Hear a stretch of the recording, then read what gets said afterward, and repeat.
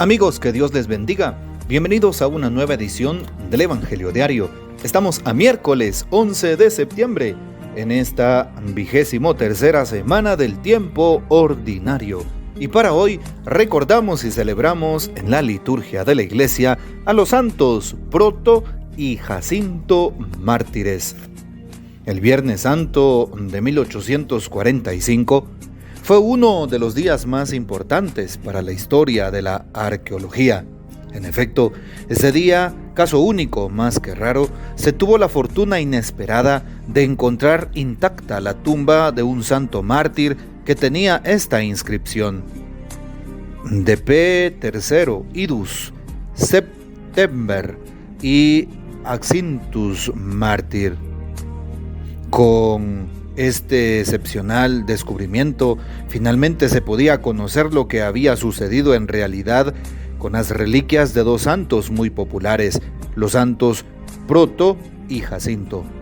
Desde hacía siglos, efectivamente, se creía que las reliquias de los dos santos se encontraban en Roma, en la iglesia de San Juan de los Florentinos, pero ahora se descubre la tumba todavía intacta y sellada de San Jacinto en la catacumba de Basilia, al oeste de la Vía Salaria Nueva. Cerca se encontró un fragmento de lápida con esta inscripción: Sepulcrum Proti M, confirmándose así que la tumba de San Proto estaba cerca. Y pronto los estudiosos pudieron darse cuenta de por qué sus predecesores llevaron a la ciudad solo los restos de San Proto.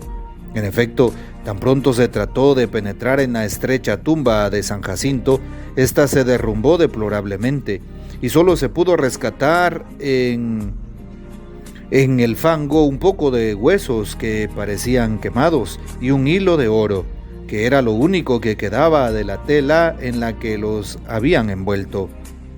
Las preciosas reliquias fueron llevadas devotamente al Colegio de Propaganda Fide, y los estudiosos, al ver confirmada tan indudablemente la existencia de los santos mártires Proto y Jacinto, tuvieron que reconocer una vez más lo infundado de la Passio de Eugenia, sobre la que ya se tenían muchas dudas.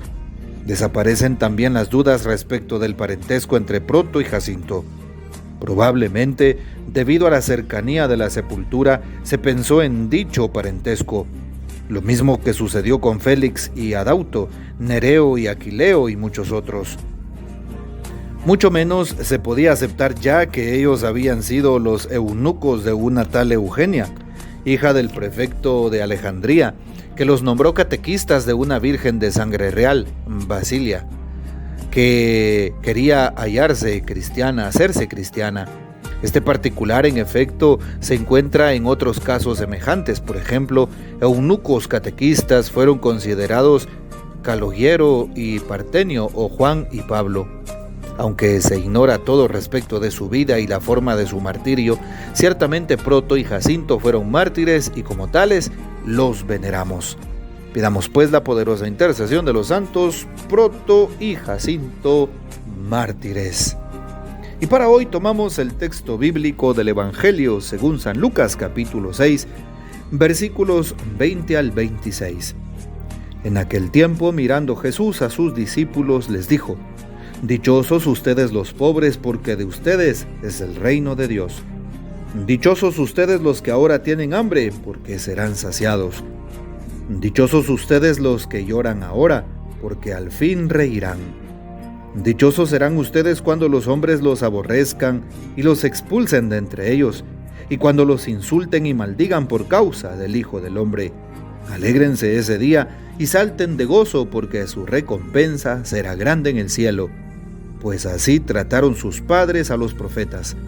Pero ay de ustedes los ricos, porque ya tienen ahora su consuelo. Ay de ustedes los que se hartan ahora, porque después tendrán hambre. Ay de ustedes los que ríen ahora, porque llorarán de pena. Ay de ustedes cuando todo el mundo los alabe, porque de ese modo trataron sus padres a los falsos profetas. Palabra del Señor, gloria a ti, Señor Jesús. Inicia hoy la liturgia de la palabra con la primera lectura, justamente tomada de la primera carta de San Pablo a los Corintios, capítulo 7, versículos 25 al 31. Y justamente San Pablo hace unas recomendaciones. Y dice, conviene que cada uno se quede como está. Si estás casado, no te separes de tu esposa. Si eres soltero, no te cases. Pero si te casas, no haces mal. Y si una joven se casa, tampoco hace mal, dice hoy San Pablo. Los que se casan sufren en esta vida muchas tribulaciones que quisiera evitarles. Es decir, San Pablo nos invita a reconocer que la vida es corta y por tanto conviene vivir radicalmente, ¿sí? Y vivir con ese amor y fidelidad que nos pide cada estado de vida.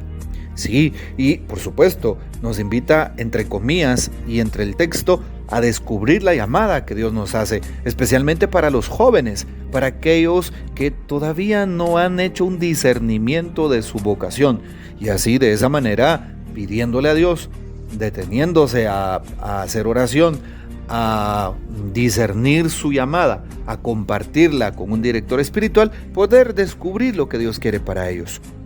Bueno, damos un salto a San Lucas en el capítulo 6, los famosos macarismos.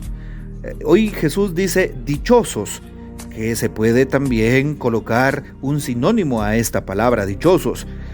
Un sinónimo sería felices o bienaventurados. A esto se le llama en la palabra de Dios macarismos.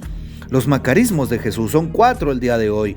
Dichosos los pobres, dichosos los que tienen hambre, dichosos los que lloran y dichosos los que son perseguidos o aborrecidos por causa del Hijo del Hombre. Y a todos ellos les dice, alégrense, les dice Jesús. Así es. Y más adelante, en la segunda parte de este mismo texto del capítulo 6, Jesús le habla con los famosos ayes a los ricos, ¿sí?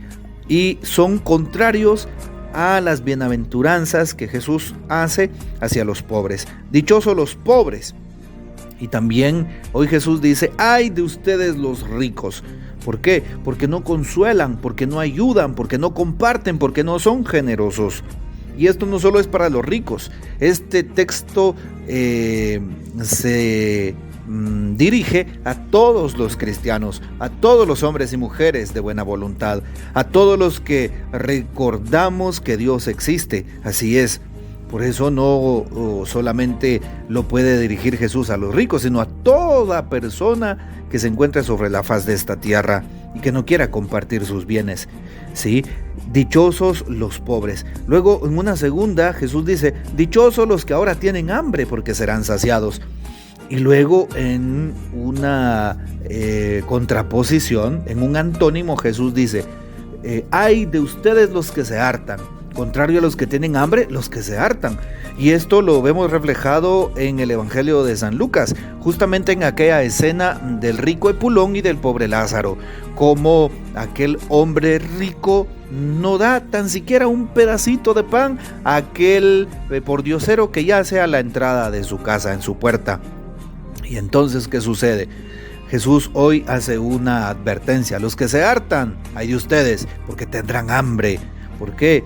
Porque tendrán hambre y sed de Dios y no se les dará comida alguna. Tendrán hambre y sed en el reino de los cielos y no recibirán asistencia. Por eso, cuán importante es saciar el hambre y la sed de aquel que está necesitado. En una tercera bienaventuranza, dichosos los que lloran, dice hoy el Señor, porque van a reír. Y luego señala, ay de ustedes los que ríen, porque llorarán de pena. ¿Cuántas personas se burlan del pobre? ¿Cuántas personas se burlan de aquel que está en la iglesia? Se burlan de aquel defecto físico. Se burlan de aquella persona que ha hecho una elección de vida. Hoy el Señor le habla a cada uno de esos. Ojalá que tú y yo no seamos aquellos que están en los zapatos del que se burla.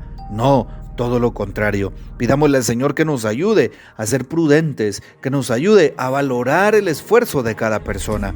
Y finalmente Jesús, en el momento de la bienaventuranza, dichosos, felices, los hombres a quienes aborrezcan y sean expulsados o insultados y maldecidos por causa del Hijo del Hombre. Y dice, ay de ustedes, para todos aquellos, ¿verdad?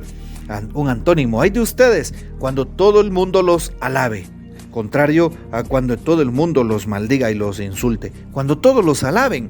Y aquí es cuando debemos de cuestionarnos, cuando estamos de servidores, cuando estamos perseverando en la fe en la iglesia y empiecen a alabarnos, a aplaudirnos y a decir todo está bien. Ahí tenemos que cuestionarnos, porque significa que el enemigo nos está tentando, porque muchas veces tenemos en la vida vanaglorias, vanidad, buscamos puestos y entonces estaríamos mal. El Señor nos invita a buscarlo a Él, a buscar la humildad y la sencillez. Bueno, pues ojalá que estas bienaventuranzas nos lleven a un encuentro vivo y personal con Cristo y especialmente con nuestro prójimo. Que el Señor nos bendiga, que María Santísima nos guarde y que gocemos de la fiel custodia de San José. Y la bendición de Dios Todopoderoso, Padre, Hijo y Espíritu Santo, descienda sobre ustedes y permanezca para siempre. Amén. Comparte este audio y hasta mañana.